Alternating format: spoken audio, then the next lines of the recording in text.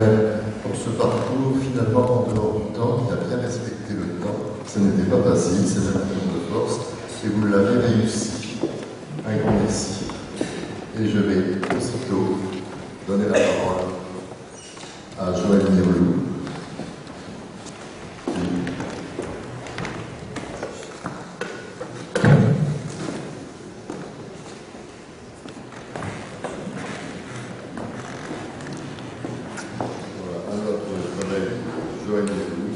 De l'Université d'Orléans.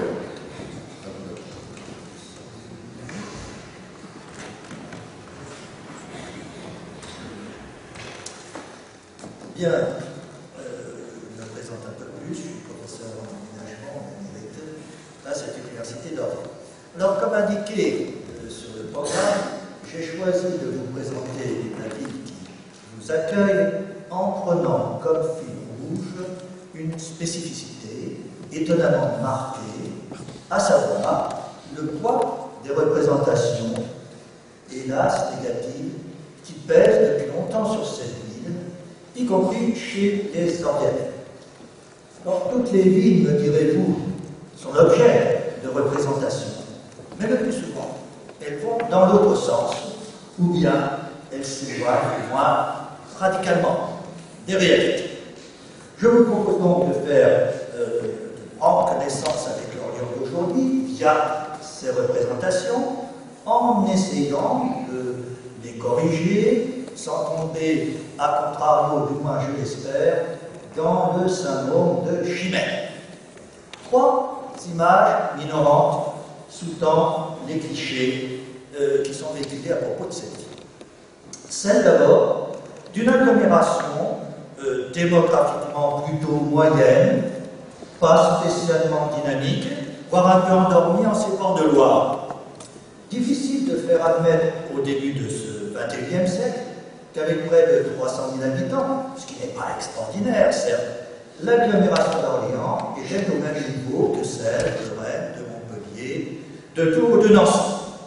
Aujourd'hui même, beaucoup ignorent que l'aire urbaine, avec ses 430 000 habitants, avait, des années 60 aux années 90, un taux de croissance qui la plaçait dans les 3 premières du pays, à la tête d'une région centre, qui fut longtemps et très discrètement au 2e rang des régions françaises en termes de croissance.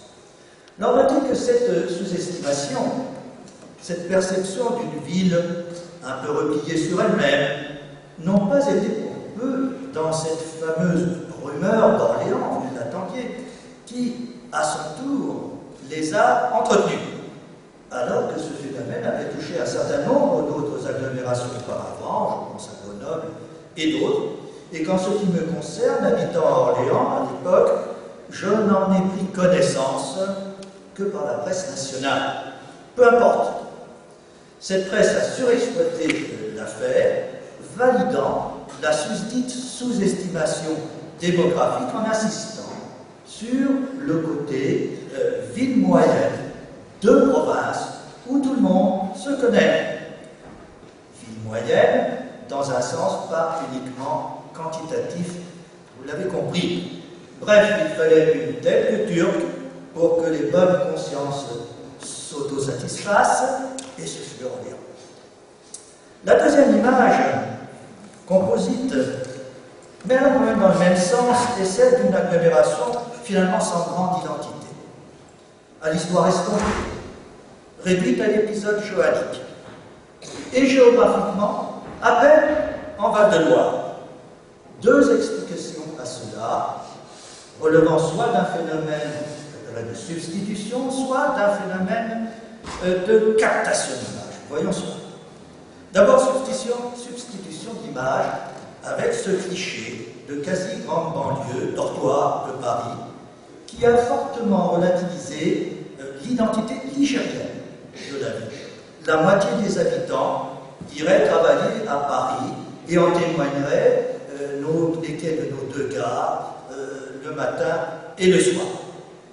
La réalité est autre. D'abord, le pourcentage des migrants quotidiens vers Paris, au regard des résidents qui travaillent sur place, sur Orléans, est sensiblement plus faible que dans bien d'autres villes du vaste bassin parisien. Et surtout, les migrants quotidiens qui viennent travailler dans l'aire urbaine orléanaise, qui viennent de l'extérieur, sont plus nombreux que ceux qui, habitant dans cette aire orléanaise, vont travailler à l'extérieur, et cela malgré le poids des relations avec Paris, qui sont donc très surestimées, réelles mais très surestimées. Situation par conséquent inverse de cette image de ville dortoir. Dortoir, ça veut dire ce que ça veut dire, qui traîne ici et là. Par ailleurs, je dis captation d'image. Avec cette aventure on dirait, linguistique, sémantique, je cherchais mon mot, du Val-de-Loire, qui était au Moyen-Âge, voir la thèse de Roger Dion, le nom d'une petite région, d'où la majuscule au mot Val, comme il y a une majuscule à Camargue ou à Jura, s'étendant pour une cinquantaine de kilomètres à l'est d'Orléans jusqu'à Sully-sur-Loire, de part et d'autre de Saint-Benoît-sur-Loire, axé sur la Loire, vaste clairière entre la Sologne et la forêt d'Orléans. Très lentement, cette appellation s'est quelque peu diffusée, mais surtout vers l'amont.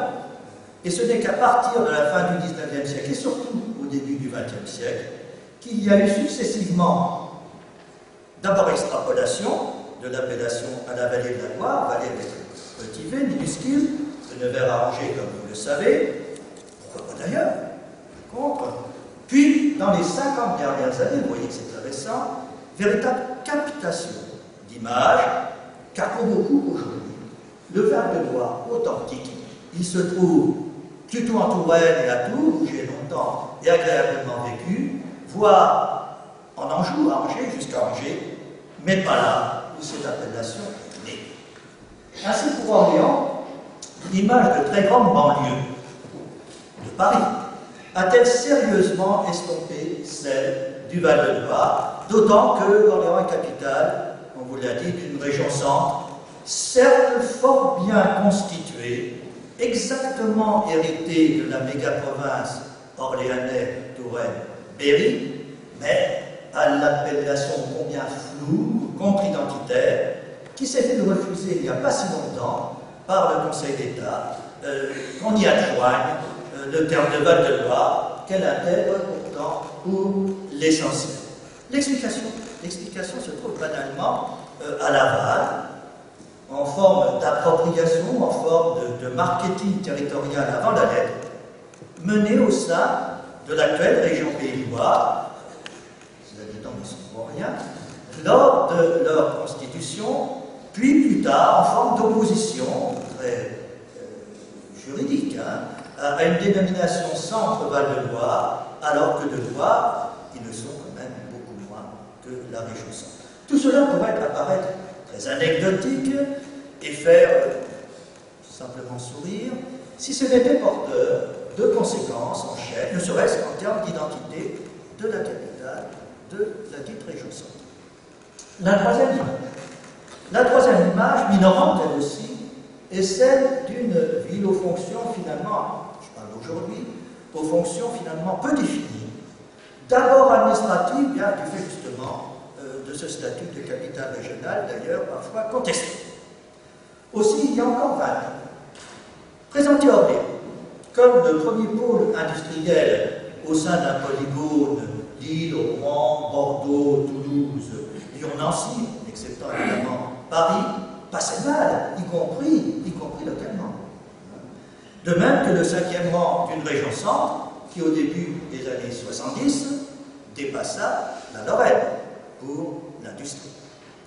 Au mieux, a-t-on reconnu un certain potentiel, mais en le déqualifiant comme n'étant qu'un sous-produit de la capitale, né de la décentralisation industrielle que vous savez durant les temps glorieuses, sous forme d'unités de production aux emplois jugés forcément sous-qualifiés, peu intéressants. Or, cette décentralisation industrielle n'explique qu'environ le tiers du potentiel actuel, moins que dans bien d'autres villes du bassin parisien, et pourtant plus éloignées. Et ce sont en fait ce sont en fait les investissements étrangers qui sont venus directement et qui ont été décisifs avec des emplois nullement sous-qualifiés. Alors au total, pour vous donner une idée plus concrète, mais très rapidement, 4 grands blocs. Le plus représentatif, on vous en reparlera demain, celui de la pharmacie, parfumerie, cosmétique, c'est le groupe Servier, c'est le groupe Famar. Famar, c'est l'ex-Sandoz Novartis, c'est le groupe Merck, j'en passe. Côté parfumerie et cosmétique, c'est l'essentiel de Dior et de LVMH, c'est Shiseido, c'est L'Oréal, c'est Genet, c'est Sephora, et il y en a d'autres. Autre bloc, l'informatique électronique. Tachi, Alcatel, Lexmark, la société aux usines IBM. Fagor, c'est ce qui coiffe la vieille société Thermor, combien orléanaise, mais en même temps, c'est Sauter, c'est Brandt, c'est Odette. L'électronique d'armement, c'est Thomson Armement, mais surtout Thales, bien sûr, armement. Et jusque dans les années 90, on y reviendra peut-être un petit peu, IBM, Schlumberger. Troisième bloc, les constructions mécaniques, c'est John Deere, cité tout à l'heure, l'essentiel de John Deere, France.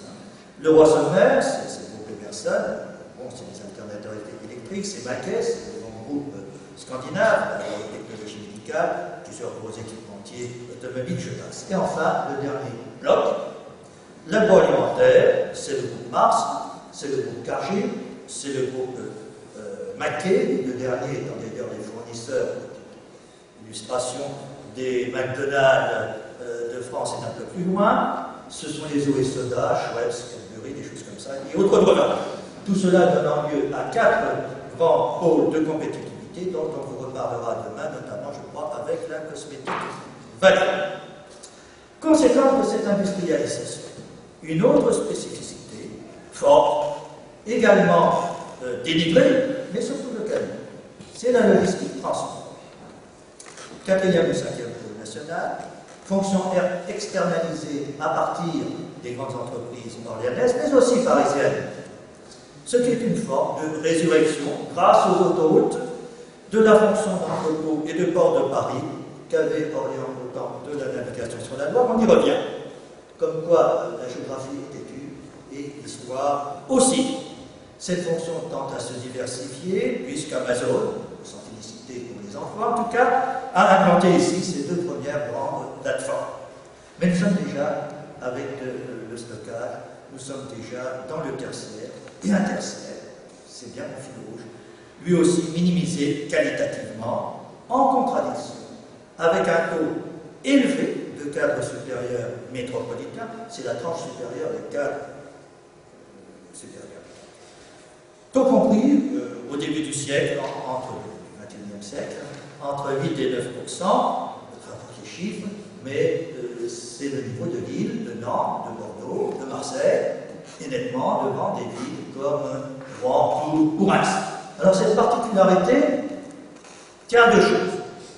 Dans les années 80 et 90, Orléans comptait une dizaine de sièges sociaux de niveau national ou européen, au-dessus d'un seuil de CA de chiffre d'affaires important, c'est-à-dire autant que Bordeaux ou Marseille à une unité près, et ce qui m'a surpris d'ailleurs lorsque j'ai travaillé là-dessus.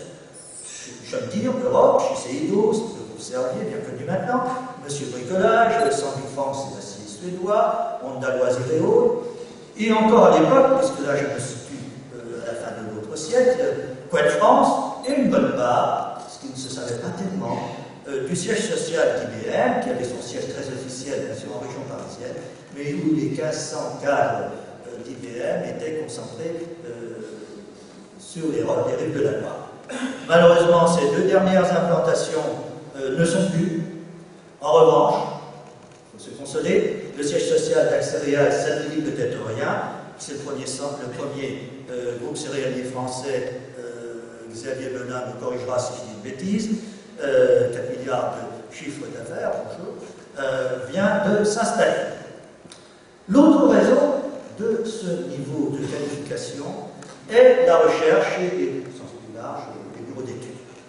Un certain nombre de laboratoires CNRS, on a donné des chiffres tout à l'heure, la totalité de la recherche géologique et minière, c'est le DRGM, un certain nombre de ses filiales, etc., l'INRA forestière, on parlera de forêt, je crois, Dior Rocher, ça c'est un très bon morceau, 300 chercheurs dans Amiens, où servir recherche, avec les ennuis que vous savez. Un fluvium, une université scientifique, en sachant qu'en région centre, si Orléans est effectivement le premier pôle, recherche, tout à population sensiblement égale au dernier recensement des décidants, l'emporte quantitativement pour l'enseignement supérieur stricto sensu. Pourquoi? Cela renvoie à nouveau aux représentations.